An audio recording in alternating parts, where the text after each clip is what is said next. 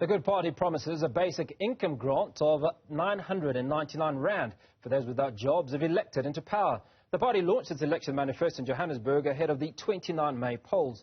Joining us is Patricia de Lille, Good Party leader. Madam de Lille, appreciate your time. Thanks so much for coming onto that show. Now, that number, 999 rand, is a promise of the basic income grant, is rather appealing. How does a Good Party plan to realistically finance this initiative, especially considering the significant costs involved in the existing fiscal constraints facing South Africa? Yes, thank you for that question. We have done our research, and we accept that the fiscus is in a bad space, but we have looked at other ways where we can get that money from. We will maybe need about 110 billion rand to look after 15,000 unemployed people. Unemployment is very high in our country.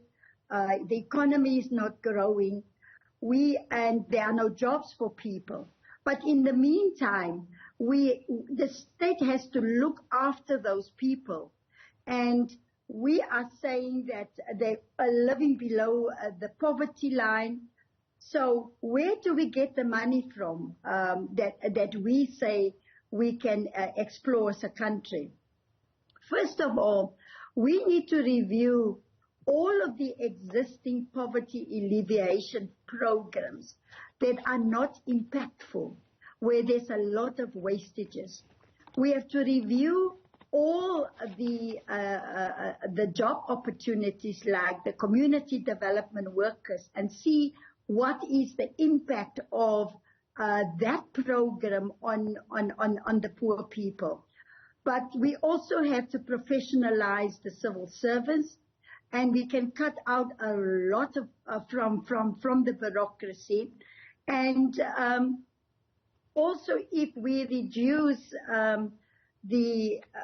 if we reduce the deductions that people have to pay, the unemployment fund and all of that, we can find some money somewhere in the system. Because it's not that we don't have money in the country. It is just that the money is not spent properly.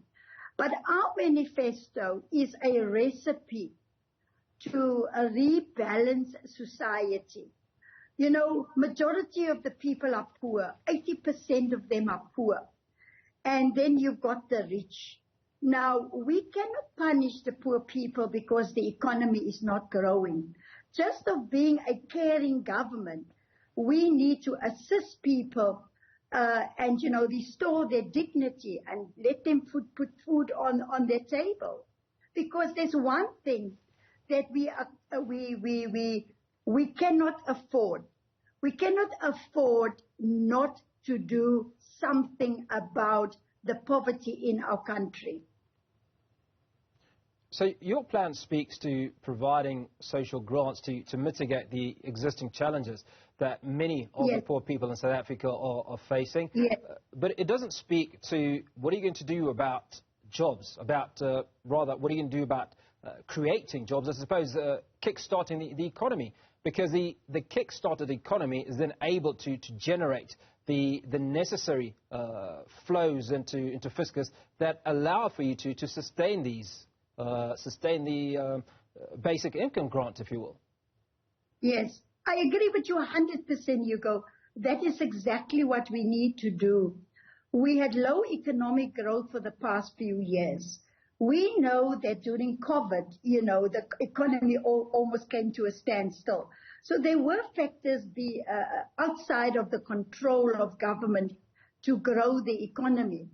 But now that we must build an inclusive economy whereby our policies, government has got very, very good policies. Our problem is being that we are not implementing those policies. And in the economic plan presented by the Minister of Finance, there are great plans, there are great policies, but we are saying that we need to implement those policies to bring relief and to grow the economy.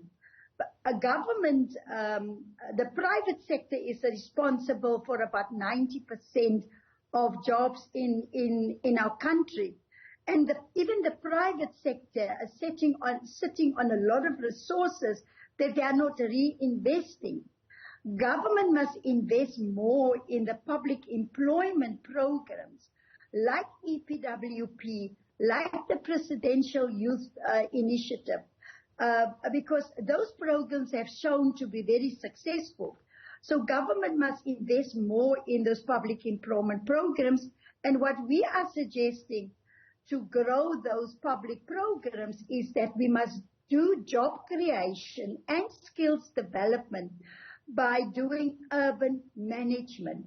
You know, cut out trees, build pavements, clean our roads, do maintenance of government buildings. And then we train young people and unemployed people to do that maintenance.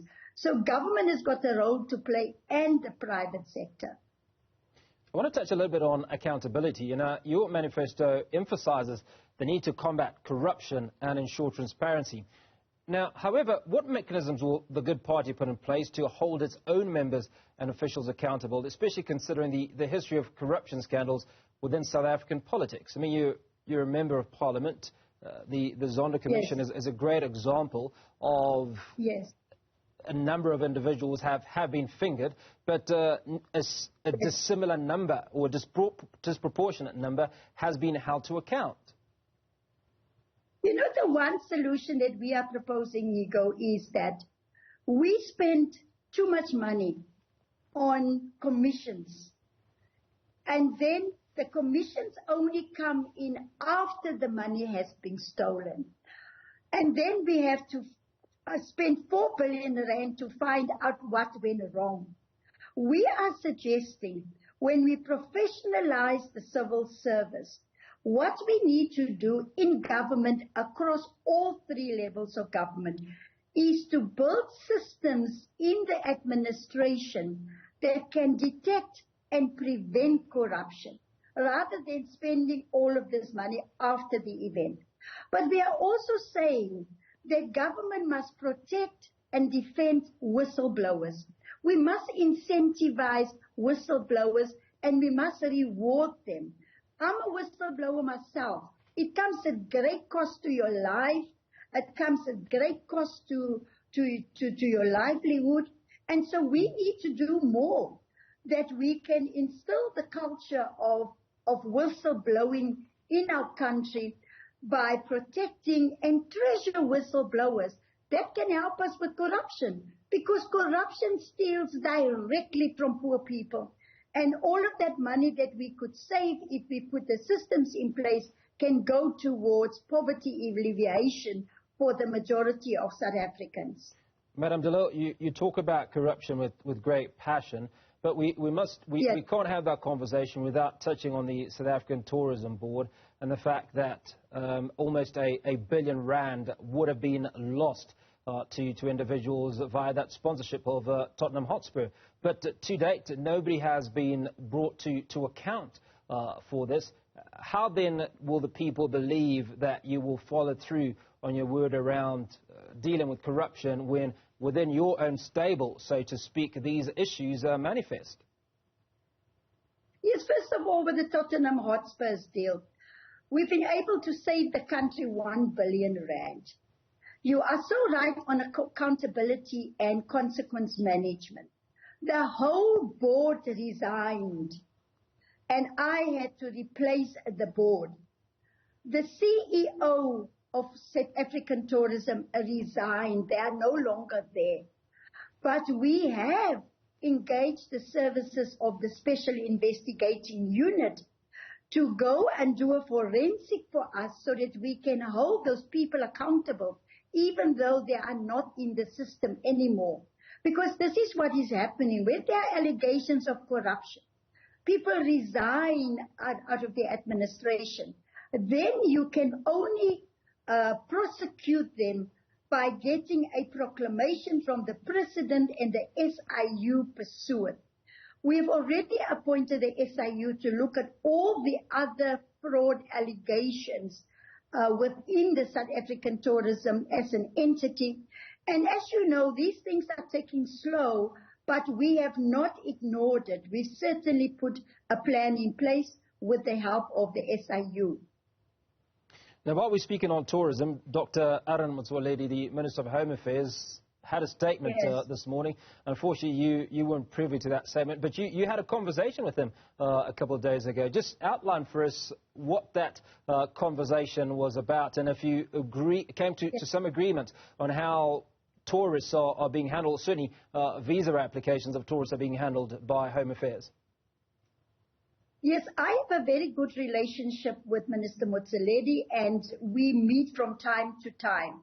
And if any tourists approach the Department of Tourism directly, Minister Motsoaledi has put up a corporate office in Home Affairs, and we go straight there. And almost in 99% of the cases reported to the Department of Tourism, together with Home Affairs, we've been able to find a solution. The current problem that we have discussed with Minister Motsoaledi on Friday is that a memorandum went out from the Department of Home Affairs. First of all, to tell all tourists that have applied for an extension of their visa to leave the country by the end of February. Minister Motsoaledi intervened immediately and he made a statement in Parliament stopping that. Unfortunately, even though the minister has stopped that and said there is no need, anybody with a receipt that you have applied for a visa, you can remain in the country until Home Affairs responded. But even after that, we had 5 incidents at the Cape Town International Airport where people were sent back. And I have pleaded with Minister Motsoaledi, please make a public statement. And now that he's made the public statement, I will take that statement to all the stakeholders within tourism, people dealing with inbound passengers. I will take the statement to the missions of South Africa abroad. And I'm happy that the minister has now publicly made that statement, like he has done in Parliament. And I hope that we need more tourism. We have not recovered fully from 2019.